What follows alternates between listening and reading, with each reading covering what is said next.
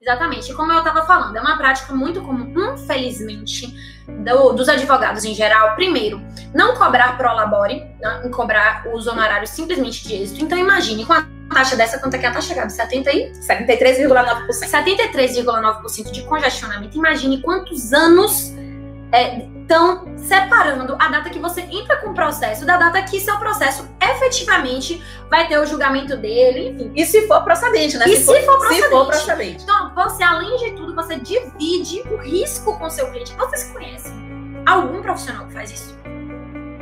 Eu não conheço nenhum profissional que faz isso. Quando você vai pedir pro engenheiro para ele ir lá fazer sua casa, ele não fala assim, se a casa ficar do jeito que você gostou, você me paga.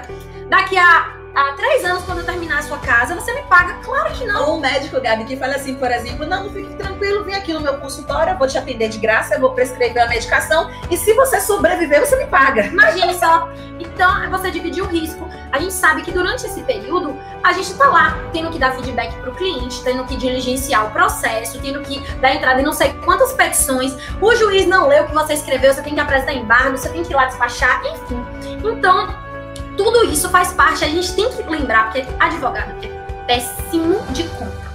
Então eu já digo uma coisa pra vocês, tempo é dinheiro.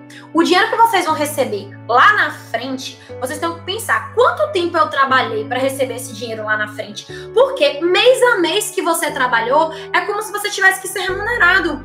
Então, se você ganhou 10 mil reais num processo que levou 15 anos para sair, provavelmente você não recebeu nada por esse processo. Você certamente pagou para trabalhar no final das contas. Exatamente. Só que a gente não sabe fazer conta, então a gente só pensa lá na frente. Na verdade, ela sabe, viu, gente? Virginiana, que é a mulher da planilha do nosso relacionamento, é ela. Na verdade, eu não sabia. Eu já passei pelos problemas que todo mundo passa. Eu aprendi na minha carreira, na minha trajetória, eu tive que aprender a fazer isso para ser melhor remunerada. E foi a partir daí, foi a partir de eu ver que eu não estava sendo bem remunerada, atuando com processos judiciais. Gabriela, você já trabalhou sem cobrar pro labore? Já.